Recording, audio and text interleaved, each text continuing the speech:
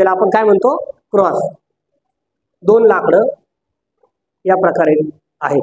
त्याच्यानंतरचा वधस्तंभ आहे तो म्हणजे टी सारखा खांब आहे. त्याच्यानंतरचा वधस्तंभ आहे तो फक्त सरळ असा एक खांब आहे. त्याच्यानंतरचा वधस्तंभ आहे त्याच्या तिन्ही बाजूला असे बॉल सारखे आकार आहेत. आणि त्याच्यानंतरचा एक वधस्तंभ आहे तो असा क्रॉस आकाराचा आहे.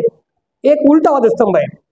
काही शिष्यांना असं म्हणतं की प्रभू सारखं नव्हे परंतु उलट वधस्तंभावर टांगलं, खाली डोकं आणि वर पाय करून त्यांना खेळावर टोकण्यात आलं. काही वधस्तंभ प्लसच्या चिन्हासारखे आहे आणि काही वधस्तंभ फक्त असं सेम असं सरळ लाकडासारखं आहे. असे वेगवेगळ्या प्रकारचे वधस्तंभ आहेत. आणि जवळपास असं म्हटलंय 34 ते 57 किलो वधस्तंभ त्याचा एक लाकूड असावा. वधस्तंभ जो आहे ना तो 136 किलोचा जवळपास आहे असं एका लेखकानं म्हटलंय. वेगवेगळ्या लेखकांचं वेगवेगळं मत आहे.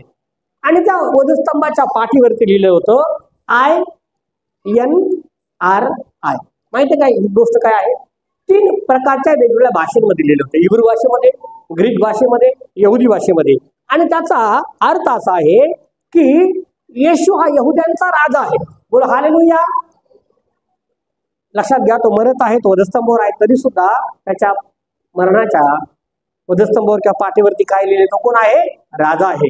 आणि आपण ती गोष्ट झावळ्याच्या रविवारी पाहिली. येशूला जे खेळे ठोकले ते खेळे आपण पाहतो की ज्याला कुऱ्हाडी खेळे म्हटले, की जे खेळे पूर्वी सागाचे घर बनवण्याकरिता मोठमोठ्या लाकडाच्या रोंडांमध्ये मारत होते. असे इथपर्यंत लांब अंकाचे लांबीचे 9 इंच 10 इंच 12 इंच असे मोठे मोठे खेळे होते. वधस्तंभाला ठोकले, येशूला ठोकले. आणि पवित्र शास्त्र आम्हाला सांगतं की त्या अद्भुत रीतीनं प्रभूच्या मरणाचं वृत्तांत आज आपण पाहणार आहोत. यरुशलेमेमध्ये येणारा तो गौरवाचा मोर्चा, यरुशलेमेमध्ये येणारा तो प्रत्येक मनुष्य म्हणत होता होसन्ना होसन्ना होसन्ना. प्रभूच्या नावाने येणारा राजा तो धन्यवादित असतो.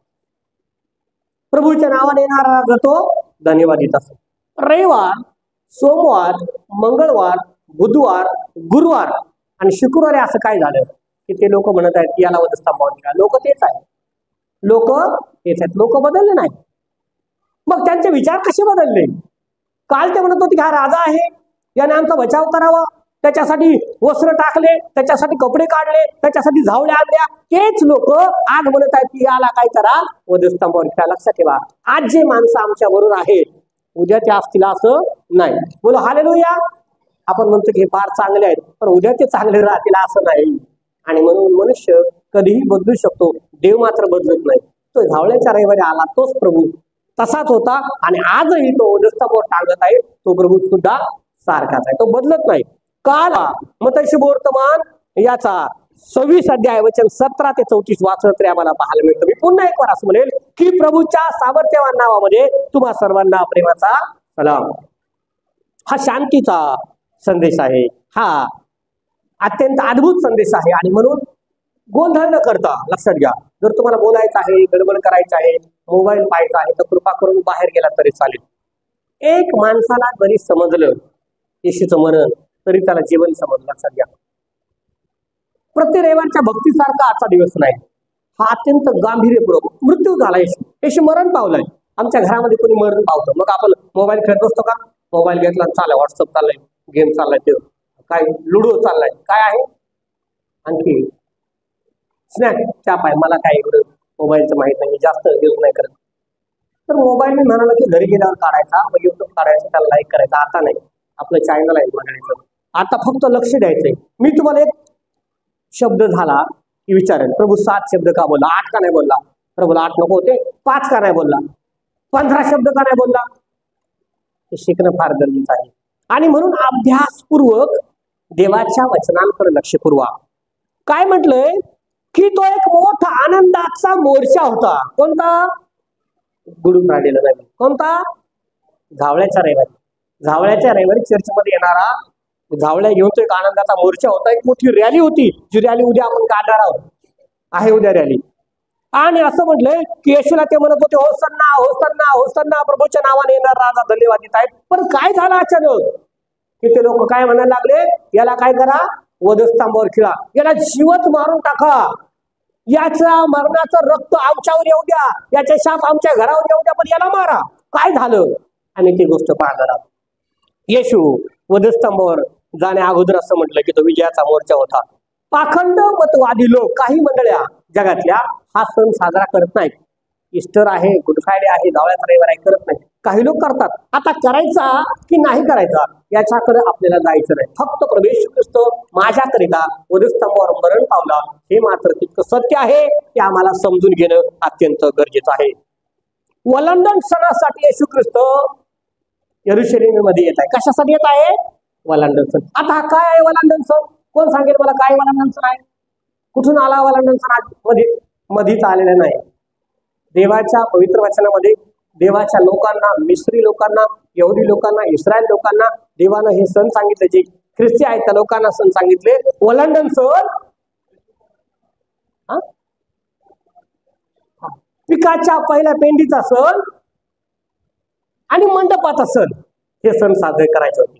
नंतर येशूच्या मरणानंतर आणखी सण आला. कोणता? पेंटिकॉस्टचा सण. कोणता आला? पेंटिकॉस्टचा सण. आणि मग आपण आता ख्रिसमस करत आहोत. मग बरेचसे काय करत आहोत, ह्या नंतर कसे आले ते आपण शिकणार आहोत. आणि मग काय म्हटलं, ओलांडन सण म्हणजे काय आहे की मृत्यू ओलांडून जाणं. ओलांडन सण म्हणजे काय? मृत्यूला आपण म्हणतो वायर पडली त्याच्यावर पाय देऊ नको, तिला ओलांडून जा नाही तर शॉक लागल. मृत्यू आम्हाला काय केला? ओलांडून पलीकडे गेला. आम्ही मेलो नाही. बोला हालेलुया. मोठे बोला हालेलुया. मृत्यू आम्हाला ओलांडून गेला. समजतंय का? मृत्यू मला ओलांडून गेला त्याला काय म्हटलंय? ओलांडन सण. प्रत्येक मिसऱ्याच्या घरामध्ये मृत्यू झाला, पण देवाच्या लोकांच्या, देवाच्या लेकरांच्या घरामध्ये मृत्यू झाला नाही. त्याला वलांडन सण म्हटलंय. तो मोशेच्या द्वारे आला. कोणाच्या द्वारे आला? मोशेच्या द्वारे आले. 10 पिढ्या तुम्हाला माहित आहेत ना. त्या 10 पिढीपैकी शेवटची ही पिढा आहे प्रथम पुत्र, प्रथम वश्य, प्रथम जनावर, पहिलं जन्मलेलं काय होणार आहे? मरणार आहे, ज्याच्या घराच्या कपाळपट्टीला रक्त लावलेलं नाही. मग हे कसं करायचं? वलांडन सण मोशेने सांगितला. हातामध्ये काठी घ्यायची. हातामध्ये काय घ्यायची? काठी घ्यायची. कमरेला कमरबंद बांधायचा, पायात जोडा घालायचा, वस्त्र घालायचे, सगळी तयारी करायची आणि सांगायचं आम्ही आमच्या देवाच्या उपासनेला चाललो आहे. सगळं करत असताना कडू भाजी बरोबर त्या बकऱ्याचं मांस खायचंय. ते शिजवायचं नाही, ते भिजवायचं नाही, दुधात शिजवायचं नाही, पाण्यात शिजवायचं नाही, तर काय करायचं? ते मांस भाजायचं. ते ख्रिस्ताला जसं काय होरपळून काढलं, भाजलं असं त्याचा अर्थ आहे. आणि मग ते भाजलेलं मांस कडू भाजी बरोबर घाईघाईने खायचं असा तो वलांडन सण आहे. त्या दिवशी, त्या रात्री मिश्रामध्ये प्रत्येक घरामध्ये मृत्यू होता. बोलो हालेलुया. देवाचे जे लोक आहेत त्या लोकांच्या प्रत्येक घरामध्ये काय होता? मृत्यू होता. प्रत्येकाच्या घरामध्ये मरण होतं. प्रत्येक घर रडत होतं. पहिलं जनावर मेला आहे, पहिला दास आहे मेला आहे, दासीचा पुत्र आहे मेला आहे, राजाचा पुत्र सुद्धा मेला आहे, सीताचा पुत्र सुद्धा मेला आहे, पहिली कन्या आहे मेली आहे. सगळे लोक मृत्यूमुखी पडले आहेत. आणि अशा मृत्यूमधून येशूनं देवाच्या लोकांना, इस्रायलाला काय केलं? बाहेर काढलं. त्याची आठवण काय आहे? वलांडन सण आहे. आणि हा वलांडन सण साजरा करण्याकरिता कोण आलाय? येशू ख्रिस्त. कुठे आलाय? यरुशलेम मध्ये. लक्षात घ्या. समजते का? वलांडन सण साजरा करण्याकरता कोण आला? येशू ख्रिस्त आला. जसा मोशेने सांगितलं होता तसा तो करत होता. निर्गमाचं पुस्तक अध्याय 12 वचन 3 आणि 6 मध्ये आम्हाला पाहायला मिळतो. मग याजक काय करत असायचा? पवित्र शास्त्र आता उघडायचं. मी सांगितलं वाचायला, मग वाचायचं. लिहून ठेवा. घरी गेल्यानंतर तुम्ही अभ्यासाकरता वाचा. किंवा आपण ऑनलाईन जातो, ऑनलाईन तुम्ही सुद्धा नंतर घरी ते वचन चेक करू शकता. तितका सवय नाही आपल्याला की 7 शब्द पूर्ण होतील. घड्याळ पटपट पटपट पळत जाते. काय म्हटलंय की रविवारी तो कोकरा याजक पाहायचा. तो निर्दोष असला पाहिजे. कसा असला पाहिजे? निर्दोष. तो 1 वर्षाचा नर असला पाहिजे. मग रविवारी परीक्षण करायचं, सोमवारी परीक्षण करायचं, मंगळवारी परीक्षण करायचं, बुधवारी परीक्षण करायचं आणि मग तो कोकरा शुक्रवारी वधायचा. त्याला म्हटले वलांडन सण. ते लोक तेव्हा वलांडन सण अशा प्रकारे साजरा करत होते. प्रभू येशू ख्रिस्त मरण पावला. मरणातून तो 3ऱ्या दिवशी पुन्हा उठला.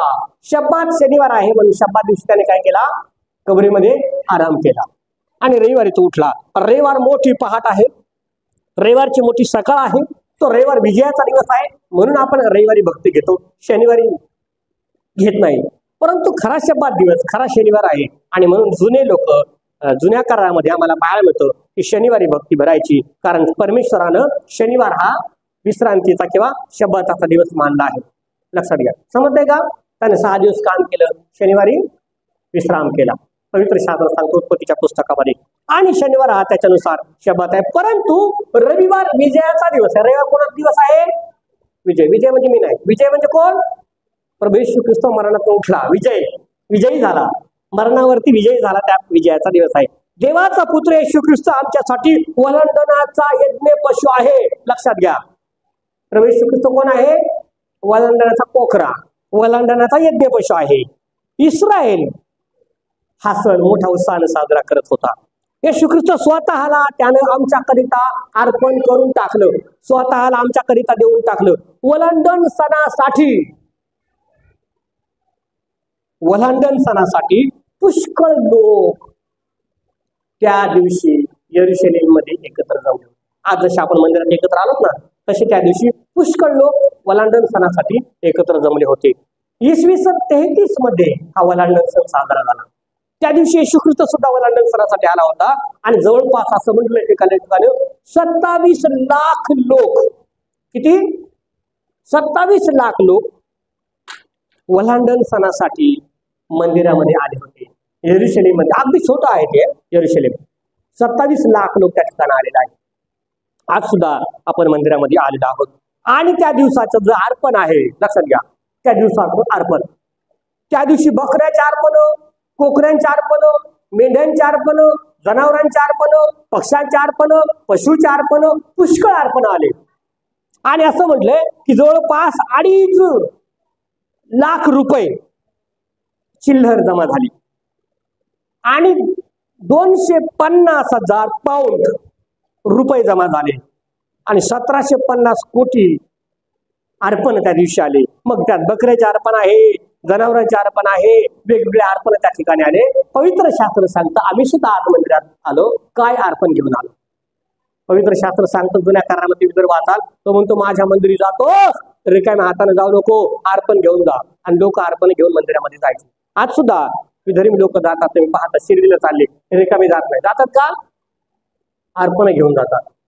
पवित्र शास्त्र सांगतं आम्ही मंदिरामध्ये जेव्हा जातो तेव्हा आम्ही अर्पण घेऊन गेलं पाहिजे. प्रभू येशू ख्रिस्त मंदिरामध्ये आला तो स्वतः आमचा अर्पणाचा कोकरा म्हणून आला. त्याने स्वतः आमच्याकरिता अर्पण केलं. 5,60,000पेक्षा अधिक पक्षाचे, पशुचे अर्पण त्या दिवशी झाले. आणि पवित्र शास्त्र सांगतं की विशेष दान अर्पण सुद्धा झाले. ओलांडण म्हणजे काय? ओलांडून झालं. लक्षात घ्या, ओलांडून झालं. मग काय पण ओलांडायचे. मृत्यू आम्हाला काय झाला? ओलांडून गेला. गेतसेमने म्हणजे तेलाचा घाणा. आपण आता गीतामध्ये ऐकलं की गेतसेमने बागेमध्ये येशू गेला, तो रडला, त्याचा घाम रक्ताचे थेंब पडावी तसा पडला. का पडला ते सुद्धा आपण पाहणार आहोत. गेतसेमनेचा काय अर्थ होतो? विसरून जाऊ नका, तेलाचा घाणा. जैतुनाच्या डोंगराच्या पायथ्याशी, जैतुनाचा डोंगर व मंदिराची टेकडी यामध्ये किद्रोन ओहोळ आहे. यहोशापाटाची दरी आहे आणि ह्या दरीतून किद्रोन ओहोळ वाहतो. दुसरे शमूएल अध्याय 15:23 मध्ये याचा वृत्तांत आहे. कशाचा? यहोशापाटाच्या दरीचा आणि किद्रोन ओहोळाचा. या ठिकाणी हा सगळा सण साजरा झाला. या ठिकाणी हा वलांडन सण झाला. येशूनं शेवटले भोजन या वलांडनाच्या सणाच्या दिवशी घेतले. बोला हालेलुया. समजतंय का? वलांडनाचं भोजन ज्याला म्हटलंय प्रभूनं घेतलं. गुरुवारी मध्ये रात्री आम्ही पाहतो की प्रभूने शिष्यांचे पाय धुतले. आम्ही तो सण साजरा करत नाही, तो केला पाहिजे ऍक्च्युअली. प्रभूनं शिष्याने एकत्र केलं. गुरुवार रात्री बऱ्याचशा चर्चेसमध्ये मौंदी गुरुवारची भक्ती असते.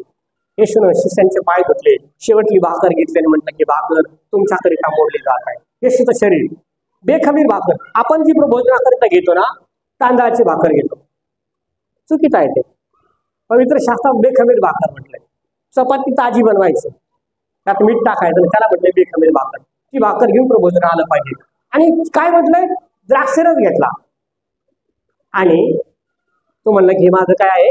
रक्त आहे. आम्ही काय करतो? गुलाबाचं पाणी घेतो. आम्ही आमच्या मनानं सगळे विधी बदलून टाकतो. शास्त्रानुसार चालत नाही. देव सांगतो त्याच्या विरोधात आम्हाला करायला आवडतं. पवित्र शास्त्र सांगतं प्रभूनं द्राक्षांचा रस घेतला. द्राक्षरस म्हणजे दारू नव्हे. द्राक्षांचा रस, जसं आंबरस आहे आंब्याचा रस, तसं द्राक्ष घ्यायचे, ते पिळायचे, त्याचा रस आहे. थोडं आंबट लागलं तर साखर टाकायची. द्राक्षांचा रस म्हटले. मग काना गावात असताना सुद्धा प्रभू काय म्हणाला? पाणी भरा. त्याचा काय झाला? द्राक्ष. सोप आहे, अवघड आहे का? पण मनुष्य त्याला काय करतो? अवघड करून टाकतो. पवित्र शास्त्र सांगतं येशूनं सुद्धा हा सण साजरा केला. इस्रायल लोक सुद्धा हा सण साजरा करत होते. प्रभू भोजनाच्या समयाला कुटुंब प्रमुखाची खुर्ची रिकामी ठेवत असे. मेज आहे, टेबल आहे, कुटुंब प्रमुखाची खुर्ची आहे, ती रिकामी ठेवायची. बाजूच्या सर्व खुर्च्यांमध्ये लोकांनी बसायचं. समजतंय का? कठीण होतंय? सोपं करून सांगायचा प्रयत्न करा.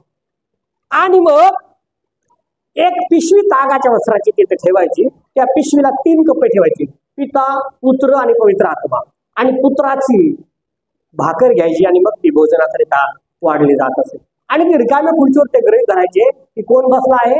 देव, सर्वसमर्थ देव त्या ठिकाणी बसलेला आहे. हे भोजन करत असताना यहुदा प्रभूच्या बरोबर त्या रात्री तिथे होता. त्या भोजनामध्ये त्याने हात घातला आणि प्रभू सांगत होता की मला धरून देणार आहे आणि मला धरून देणार तुमच्या पैकीच आहे. सगळे म्हणले प्रभूजी मी तर नाही ना. यहुदा म्हणला प्रभू तो मी आहे का? प्रभू त्याला काय म्हणतो? हा तू म्हणतोस तसंच करवा. आणि मग आम्हाला पाहायला मिळतं की बेखमीर भाकर ही पवित्र पुरुषाचं म्हणजे प्रभू येशू ख्रिस्ताचं प्रतीक आहे. येशूनं आमच्याकरिता वधस्तंभावरती ते शरीर दिलं याचं ते प्रतीक आहे. शिष्य येशूच्या बरोबर प्रार्थना करायला नंतर जातात. गुरुवारची रात्रीची गोष्ट मी तुम्हाला सांगतो. शुक्रवारपर्यंतची गोष्ट कशी? येशू ख्रिस्त प्रार्थनेला जात आहे. भोजन झालं गुरुवारी, शुक्रवारचा दिवस गेला. शुक्रवारी संध्याकाळी प्रभू येशू ख्रिस्त गुरुवारी रात्री प्रभू येशू ख्रिस्त त्यांच्या बरोबर प्रार्थनेला जात आहे. शुक्रवार तर सकाळी त्याला सभेच्या समोर हजर केलं. पण गुरुवारी काय घडलं? बायबल आम्हाला सांगतं की पेत्र, योहान, याकोब यांना घेऊन प्रभू येशू ख्रिस्त प्रार्थना करायला गेला. आणि प्रार्थना करत असताना येशू अगदी विव्हाळ झाला, अगदी खिन्न झाला. तो रडत आहे. तो म्हणतो हे बाबा शक्य झाला असा प्याला माझ्यापासून दूर कर, पण तरीही माझ्या इच्छेने नको पण तुझ्या इच्छेने होऊ दे. आणि असं म्हणजे त्याची त्वचा बालकाच्या त्वचेसारखी अगदी कोमल झाली. 1 दिवसाचं बाळ जसं जन्मलेलं बाळ असतं त्या बाळाची त्वचा हाताने कुरतडली तरी तुटेल अशी त्वचा असते. लहान लेकरू जन्मले तशी त्वचा प्रभू येशू ख्रिस्ताची झाली. आणि प्रभू अत्यंत विव्हाळ झाला. आणि असं म्हणलंय की जेव्हा मनुष्य अति दुःखी होतो, अति खिन्न होतो, तेव्हा त्याचा घाम रक्ताची धार जशी वाहते, रक्ताचे थेंब जसे वाहतात तसा वाहू लागतो. आणि प्रभूचा घाम रक्ताच्या थेंबासारखा वाहू लागला. तो अत्यंत विव्हाळ झाला. आणि हे सगळं होत असताना यहुदा सुद्धा पाहत आहे. यहुदा इस्करियोत सुद्धा त्या ठिकाणी होता. 27 लाख लोक येशूच्या बरोबर होते सणाला. पण येशू ख्रिस्ता बरोबर त्या दिवशी कोणी सुद्धा थांबलं नाही. जेव्हा प्रभू येईल, त्या संकट येईल, तेव्हा तुमच्या बरोबर कोणीच नसणार आहे हे लक्षात ठेवा. कोणीच नसेल. सगळे पळून जातात. किती फ्रेंड्स आहेत फेसबुकला, किती फ्रेंड्स आहेत व्हॉट्सअपला, पण पैसे मागाय करा की मी संकटात आहे, मी आजारी आहे, मला 1000 रुपये पाठव, कोणी पाठवणार. बोलो हालेलुया. बायबल सांगतं येशूला 27 लाख लोक त्या ठिकाणी होते, पण येशूच्या बरोबर कोणी नव्हतं. पेत्र आला घाई घाई आणि प्रभूला म्हणतो प्रभूजी मी तुमच्या बरोबर शेवटपर्यंत राहील, मला मरावं लागलं तरी मी तयार आहे. प्रभू त्याला म्हणतो थांब बाळा, आज पहाट होण्याच्या अगोदर कोंबडा आरवण्याच्या आधी तुम्हाला काय करशील? 3दा ना करशील. क्षेत्र तिथून निघून जातो. तितक्यात यहुदा इस्करियोत येतो आणि म्हणतो गुरुजी, आणि प्रभू तो चुंबन घेतो. प्रभू त्याला म्हणतो राहू दे आता, कशाला, जे करायला आलास ना ते कर. त्याला धरून देतात, प्रभूला बांधतात, बेड्या घालतात, शिपाई तलवार भाला घेऊन येतात आणि तितक्यात पेत्र तलवार काढतो आणि एका शिपायाचा कान कापतो. तो कान खाली पडतो. प्रभू तो कान घेतो आणि त्या शिपायाचा कान चिटकवतो. पहा किती अद्भुत चमत्कार आहे. प्रभूला मारत आहे, धरले आता, तरी प्रभू त्याचा कान करायचं सोडत नाही. प्रभूचा स्वभाव आहे चांगलं करायचं. तो कान जाग्यावर चिकटतो. जाग्यावर त्या, असं म्हटलंय एका लेखकानं, जाग्यावर त्या शिपायाचं तारण होतं. तो भाला टाकून देतो. प्रभूचा शिष्य होतो, प्रभूच्या मागे निघून जातो. पण यहुदा पळून जातो. हे सगळं झालं, यहुदा काय होतो? पळून जातो. त्याला दुःख वाटतं, पश्चाताप नाही होत, त्याला पस्तावा होतो. पश्चाताप करणं चांगलं आहे, पस्तावा नाही. आणि ते 30 रुपये घेत होतो. पण तुम्ही 30 रुपयासाठी काय केलंय? किती मोठं पाप केलंय, काय केलंय? त्याला वाईट वाटतं आणि म्हणून जातो, गळफास घेतो, ते पैसे मंदिरात नेऊन फेकून देतो. काय त्या पैशाचा उपयोग झाला? असं म्हणलंय, येशूच्या अगोदर तो मरतो, गळफास घेतो, मरतो, खाली पडतो, त्याचं पोट फुटतं. ते रुपये याजक म्हणतात, ते रुपये मंदिरात नका टाकू, दानात सुद्धा टाकायचे लायकीचे नाही, कारण हे रक्ताच्या दोषाचे रुपये आहेत. त्याचं काय करा, उपरी लोकांना पुरण्यासाठी शेत घ्या. मग त्या पैशाचं शेत घेतलं जातं. शास्त्र सांगतं, देवाचं गौरव पाहणारा, देवाच्या ताटात जेवणारा, येशूनं केलेले चमत्कार पाहणारा यहुदा प्रभूच्या गौरवासमोर टिकू शकला नाही, प्रभूला पाहू शकला नाही. शास्त्र सांगतं की तो मेला, त्यानं प्रभूला पाहिलं नाही. पवित्र शास्त्र सांगतं हे सगळं घडत असताना पेत्र पाहत आहे, प्रभूला धरून घेऊन जातात, प्रभूला रात्रभर त्याची चौकशी करतात, त्याला चिडवतात, त्याला हिणवतात, त्याला मारतात. पेत्र हे सगळं होत असताना दुरून लांबून पाहत आहे. गुरुवारी रात्री ही सगळी घटना घडत आहे, लक्षात घ्या. सकाळ होते पहाटे, मग रात्रभर येशूला मारला आहे, रात्रभर त्याची निंदा केली आहे, रात्रभर त्याचा छळ केला आहे, रात्रभर त्याला त्रास दिला आहे, त्याला बांधून ठेवला आहे. सगळे शिष्य पळून गेले, कोणी राहिला नाही प्रभूच्या बरोबर. पेत्र म्हणत होता मी मरणार आहे, तो पेत्र सुद्धा राहिला नाही. तो लांबून बघतोय काय घडतंय.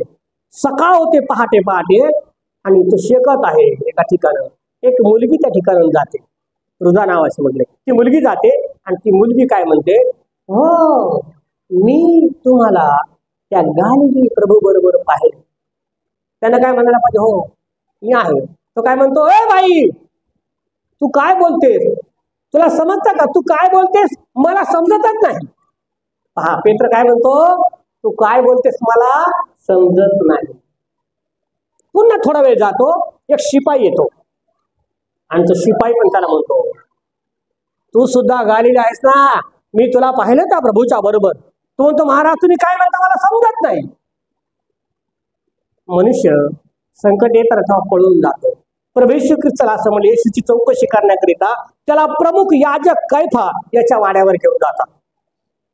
पिलातानं येशूला लोकांच्या समोर उभं केलं, त्याची चौकशी केली, त्याला प्रश्न विचारले, त्याला निर्दोष साबित केलं. पिलात म्हणतो की या मनुष्याच्या ठाई मला काही दोष आढळला नाही, हा निर्दोष आहे, याला कशाबद्दल तुम्ही म्हणता वधस्तंभावर खिळा. पण लोक ओरडतात, याला काय करा, वधस्तंभावर खिळा, याला वधस्तंभावर खिळा, याला वधस्तंभावर खिळा, याला वधस्तंभावर खिळा.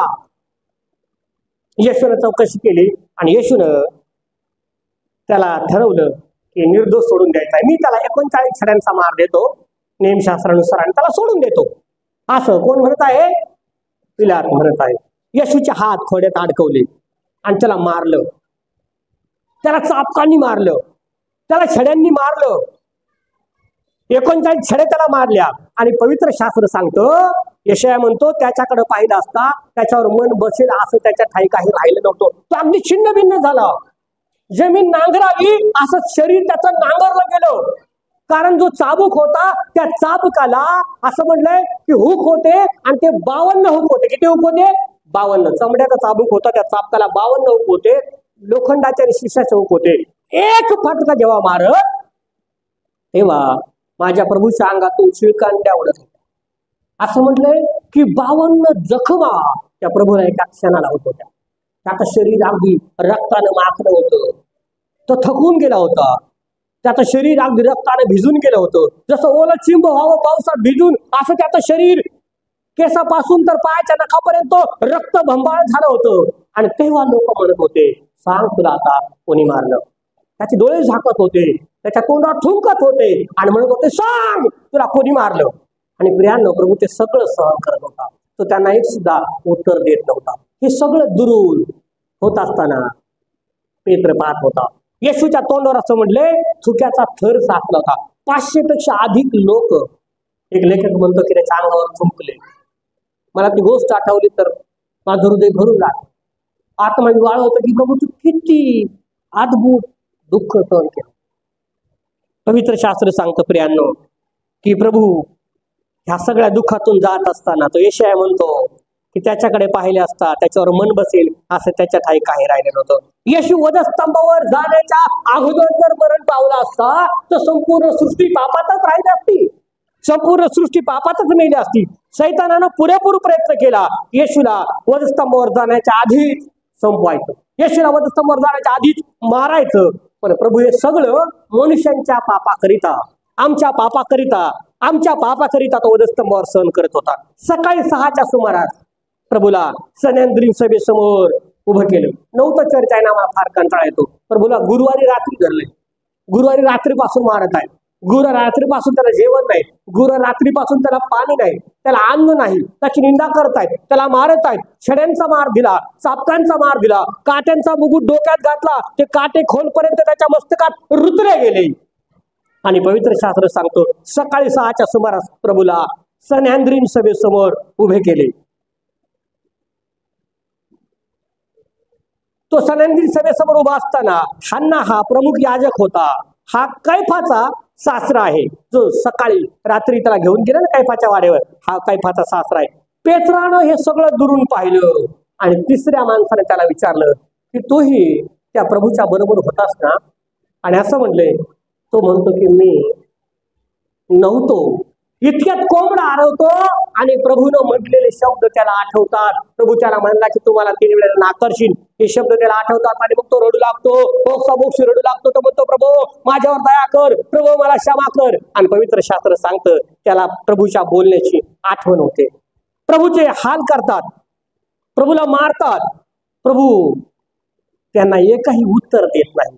आणि मग त्या ओरडण्याला, त्या लोकांच्या जमावाला यश मिळतं. लोक काय म्हणतात, आमच्यासाठी काय करा, बरब्बाला सोडा. लक्षात ठेवा, बरब्बा मंडळीचा सभासद नाही, बरब्बा चर्चला जाणारा मनुष्य नाही, बरब्बा देवाला ओळखणारा मनुष्य नाही. बरब्बा चोर आहे, बरब्बा लुटारू आहे, बरब्बा वाईट आहे, त्याला सोडा म्हणतात. आणि कोणाला वधस्तंभावर मारा?